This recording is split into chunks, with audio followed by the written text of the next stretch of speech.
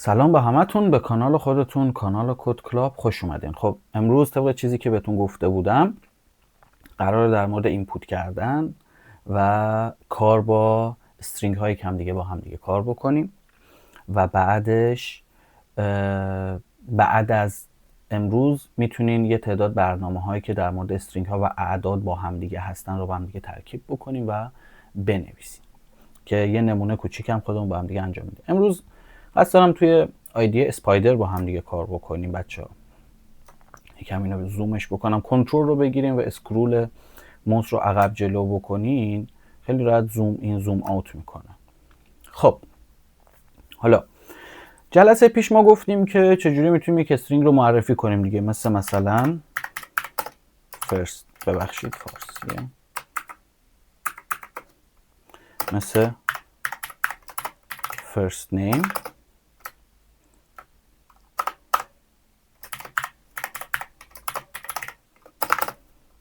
خب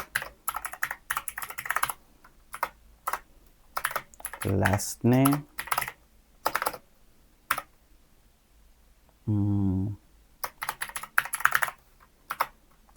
حالا یه دونه استرینگ دیگه هم خودمون مثلا حالا بعداً در موردش کار میکنیم. خب این در حالتیه که بچه‌ها ما میایم خودمون چیکار میکنیم، میگیم پرینت بکن فرست نیم رو. این در حالتی هستش که بچه‌ها چی میشه، ما خودمون فرست نیم و لاست نیم رو میدیم و ببین تو اسپایدر خوبی که داره، جلسه قبلا بهتون گفته بودم که، یعنی جلسات قبل گفته بودم که وریبل هاتون نشون میده، میتونیم ببینید که فرست نیم نوعش استرینگ، تایپش استرینگ، لاست نیم تایپش استرینگ. این هم که لنش هستش که حالا امروز در موردش قراره صحبت کنم. بعضی از چیزا رو اگر میبینید مثلا قوس نوشته به زبان آلمانیه، به خاطر اینکه ویندوز هم به زبان آلمانی این شکلی میشه که اونا رو حالا بهتون میگم چجوری داستانش.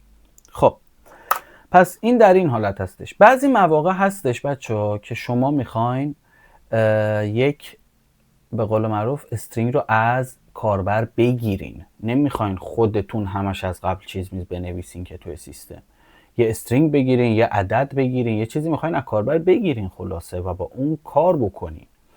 همیشه اینجوری نیستش که کار از اول تو برنامه همه چی باشه. برای این کار ما یه متدی داریم به نام اینپوت. من بیام همه اینا رو کامنت بکنم. خب ببینید بچه‌ها، همین چیزی که بهتون گفتم کامنت بکنم خیلی چیز مهمیه.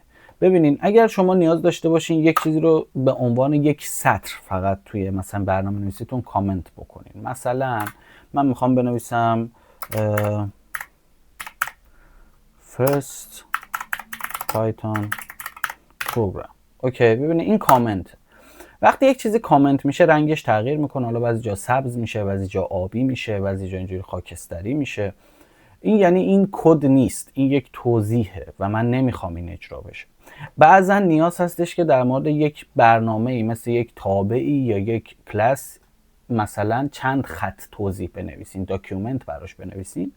میایین از این متد استفاده میکنین، 3 تا دبل کوتیشن یا تک کوتیشن بالا، 3 تا دبل کوتیشن یا تک کوتیشن پایین. بین اینا هر چی نوشته بشه به عنوان کامنت در نظر گرفته میشه و اجرا نمیشه، برنامه نیست، فقط به عنوان توضیحات هستش اینا. خب اولین چیزی که حالا بعد از اینکه کامنت رو گفتیم بریم سراغ این که اینپوت بکنیم یک چیزی رو. خب یه متد داریم به نام اینپوت. اوکی، اینپوت رو که میزنین میگه که بهم بگو چی رو اینپوت بکنم. داخل تک کوتیشن بازم یا دبل کوتیشن مثلا میگم enter your name و میرم که برنامه رو اجرا بکنم. ببینید همینجا برنامه رو این بالای پلی داره اجرا میکنم. خب ببینید نوشته enter your name، همینجا کلیک میکنم. ببینید اینجا که من یه فاصله گذاشتم این وسط، یه اسپیس زدم، دقیقا همون فاصله اینجا هم رعایت میشه. میبینید این فاصله اینجا هم رعایت میشه. مثلا میگم امیر. اوکی، تموم شد، هیچ اتفاق دیگه نیفتاد. چرا؟ به خاطر اینکه من فقط اومدم اینپوت کردم. آیا این اینپوت هم رو داخل خانه ای از حافظه قرار دادم به عنوان یک متغیر؟ نه. پس میام و این کار رو اینجا انجام میدم، میگم که name مساوی با اینپوت. حالا اگر بیام اجرا کنم برنامه رو و اینجا یه دونه امیر بزنم و اینتر بکنم، ببینید نیم اومد جزو متغیرهای من، استرینگی که 4 تاست، طولش 4، یعنی از 4 کاراکتر تشکیل شده. 1 2 3 4 گفتم دیگه بچه ها. طول و اندازه از 1 شروع میشه، شمارش از 0 شروع میشه. پس 1 2 3 و 4 تا کاراکتر دارم من. اوکی، همینم دقیقا مثل حالتهای قبل میتونم بگم که پرینت بکن چی رو؟ نیم رو. نیم رو پرینت بکن. خیلی راحت میام دوباره اینجا نیم رو میدم، اینتر میزنم و پرینت میکنه بعدش. اوکی. خب حالا من میخوام یه کاری بکنم. شما میدونین دیگه مثلا BMI چی هستش؟ BMI همون شاخص سلامتیه که بر اساس قد و وزن و درصد چربی و اینا یک عددی به دست میاد، یه تعداد اعمال ریاضی روش انجام میشه روی این اعداد و یک درصدهایی به دست میاد که نشون میده شما وضعیت سلامتی و فیت بودنتون تو چه سطحی هستش. سطح نرمالین، بالاترین، پایینترین، یا اینجور چیزها رو به شما میگه. خب حالا من میخوام از کاربرم وزنش رو بگیرم. اوکی، و به جای نیم بگم وزن تو بده و بیام پایین این وزن رو برای مثال حالا میخوام یک کارهایی رو روش انجام بدم دیگه. حالا نمیدونم، حالا یه اسمی براش میذاریم مثلا X، اصلا مهم نیست، X بزرگ. خب میخوام بگم که این ویتی که من گرفتم منهای 100 بکن برای مثال، منهای مثلا 20 بکن برای مثال. اوکی، و بیا اینجا در انتها X رو نمایش بده. خب ببینین همینجا این چی رو نذاشتم. خب ببینین همینجا من میام میگم که آقا این کار رو انجام بده و برنامه هم هیچ اروری نداره، یعنی لاجیکال ارور نداره، ارور منطقی اینجا برای شما نمیگیره فعلا. بریم ببینیم چی میشه. میگه که خب وزن چنده؟ من میگم مثلا وزنم مثلا 100 برای مثال. خب میگه که نمیتونم همچین کاری انجام بدم. چرا؟ میگه که ساپورت نمیکنه تایپ استرینگ این علامت رو. یعنی چی؟ یعنی اینکه میگه چیزی که تو داری وارد میکنی ویت یک استرینگه، اوکی، که طولش 3 و از 3 تا کاراکتر 1 0 و 0 تشکیل شده.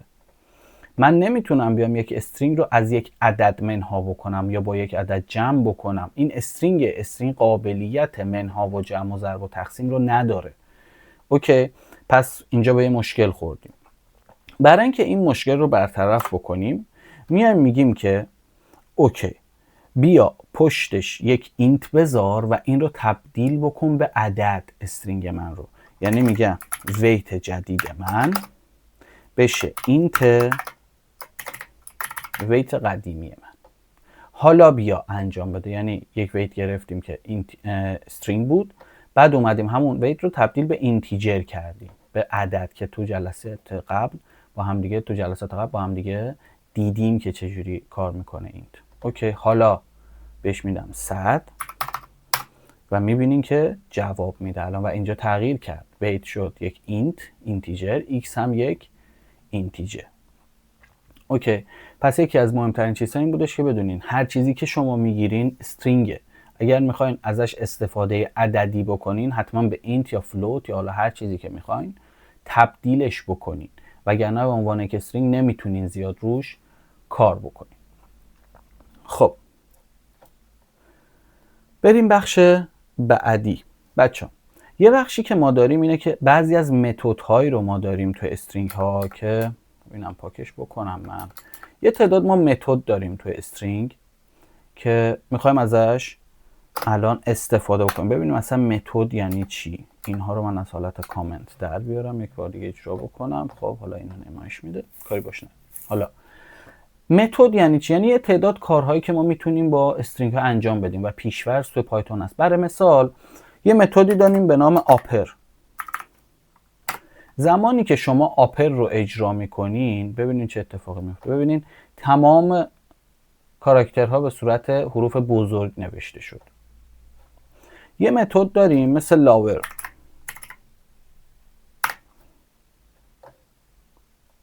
که میاد همه رو به صورت حروف کوچیک می نویسه برای شما. یه متد داریم مثل متد find. میخوایم ببینیم یک کلمه رو یک حرف یا یک کلمه رو برای من پیدا کن. اوکی، مثلا من میگم A رو برای من پیدا کن. ببخشید اینجا من یه دونه پرانتز کم گذاشتم به خاطر. خب میگه که 0. بله، A داخل فرست نیم روی اندیس 0 قرار داره. حالا من بیام اگر بهش بگم A رو پیدا کن اینجا تو فرست نیم چی میده؟ میده -1.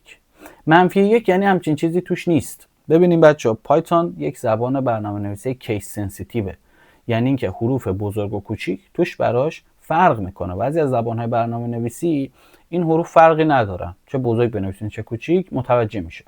ولی پایتون جزو برنامه نویسی های زبان‌هایی هستش که کیس سنسیتیوه، یعنی A بزرگ با A کوچیک براش فرق داره. پس A کوچیک رو ندید اینجا. اوکی، پس متوجه نمیشه کجاست. حالا مثلا اگر HO بدیم چی میشه؟ میگم HO رو برام پیدا کن. میگه 4. ببینین از نقطه شروع بهتون میگه، نه نقطه پایان. یعنی O رو نمیگه، میگه HO یک عبارتی است که از نقطه 4 شروع شده، از اندیس 4 شروع شده. خب یک متدی داریم که اینا متدهای کاربردی هستن که بهتون میگم من بچه‌ها، یعنی یه تعداد متد هستن که خیلی کاربردشون بیشتر از بقیه است. من الان بهتون میگم، حالا باز هم طی دوره هر جا که یک متد خاصی رو خواستم استفاده بکنم و دیدم که نگفتم بهتون اینو، دوباره بهتون میگم اون متد رو. خب متد بعدی که مهمه و ازش استفاده میکنیم ریپلیس هستش. خب ببینید خودش هم یه چیزای میاره، یه ریکامندیشن هایی داره که چی کار باید بکنین. میگه اولد رو اینجا بنویس، قبلیه چی بوده. برای مثال من میخوام بنویسم گ ای، با حرف بزرگ نوشتم و بچه حواستون باشه. جاش مثلا بذار مثلا تی ای، ببینیم چی میشه توی این دفعه لست نیم. توی لست نیم این کار رو برام انجام. ببینین هیچ تفاوتی ایجاد نکرد، هیچ کاری نکرد، ارور هم حتی نداد. چرا؟ چون میگه که خب اصلا همچین چیزی نیست که من بخوام کاری بکنم، به خاطر اینکه این حرفش بزرگه. اگر این حرف رو کوچیک بکنم ببینین تغییر ایجاد میکنه، ریپلیس میکنه و جاشون رو در حقیقت انگار عوض میکنه با هم دیگه. خب پس امروز یاد گرفتیم که چجوری کامنت مینویسیم، کامنت های تک خطی، کامنت های چند خطی، و امروز یاد گرفتیم که یه تعدادی از متدهای استرینگ ها چیا هستن، چجوری میتونیم از کاربر استرینگ بگیریم، چجوری میتونیم از کاربر عدد بگیریم و پرینتش بکنیم. وقتی که میخوایم استرینگ بگیریم کجا توی کنسول یا توی ترمینال اون اسم رو وارد میکنیم، اون عدد رو وارد میکنیم و بعد داخل برنامه باید تبدیلش بکنیم. جلسه بعد حالا که ما استرینگ ها رو یاد گرفتیم میخوام یک تعداد کار با پرینت رو بهتون بگم که بهش میگن استرینگ فرمتینگ یا اف استرینگ ها، دات فرمت ها. اینا رو میخوام بهتون بگم که چجوری میتونین از استرینگ ها بهتر استفاده کنین توی پرینت ها. پرینت های مختلف، حالت های مختلف پرینت کردنمون، مثل کانکت کردن و اینا.